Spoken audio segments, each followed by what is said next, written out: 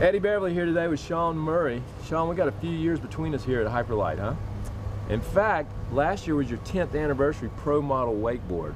And for 2008, with the Dine series come out, design and innovation of a new era, you decided to come out with even a newer board. Yeah, we got together, Greg Nelson and myself, and we started brainstorming on an entirely new board. Most of the boards that we've come up with in the past are going to be something that I have an existing board that I either add to or take away from, and we get a new board, but this one's an entirely new board. New board for 2008. Well, tell us a little bit about the bottom design on this product. Well, the first thing that I like to show people is everybody there at home can look at the end of this board. You see that it's actually got a bit of a cup to it. The reason for that was because I wanted to try to keep the water collected under the tail, so as you're going off the wake, the water is not getting pushed away. Most boards are going to be designed where they're either flat on the tail or they're actually bent the other way. And my thought behind that is you don't really want to push the water away. You want to keep the water collected, so as you go off the top of the wake, it's staying powerful underneath your feet, so you get a lot of pop. As far back as 1996, when you won your first world championship, you've always liked that continuous, predictable rocker line, but I think you did a little something different on this one. Well, I have stuck with a continuous rocker, and I haven't thrown out the window. The board is still continuous in its rocker line, but that's on the outside edge. It goes continuous through here, but since we have that cup here in the tip and tail, that increases the rocker on the end.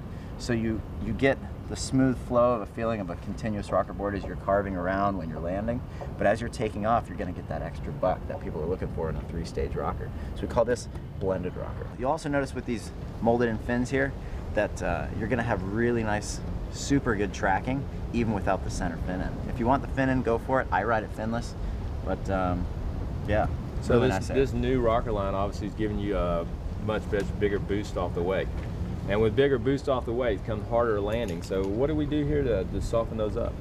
Well, yeah, you are going to be getting more air, and so you want to have those softer landings like you're saying. And so what we did is we added just a little bit of a spine here through the center of the board, and that's going to be pushing water away. Just like we're saying, we want to keep the water collected here. When you land, you want to push the water away so it gives you a nice soft landing. Think about taking a spoon, flipping it over, and hitting the water with the back end of a spoon is going to push water away, really cradle you into that landing, so you got soft landings, big air.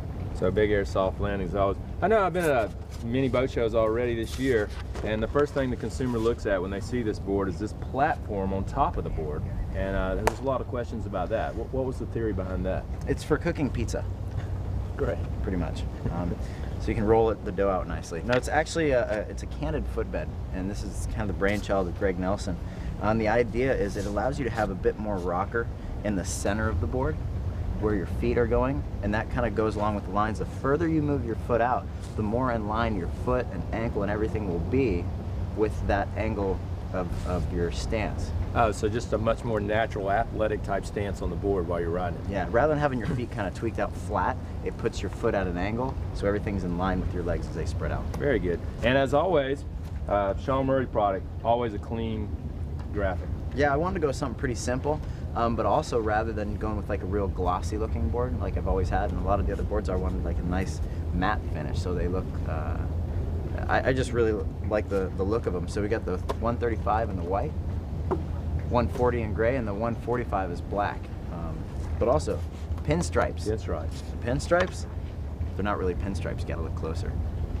So there's a little hidden meaning behind the pinstripes, huh? Yeah, you can go read up on it. Hey, well, Shaun, I think you've hit another home run for 2008 for Hyperlite, and with all your product, as always, made in the USA.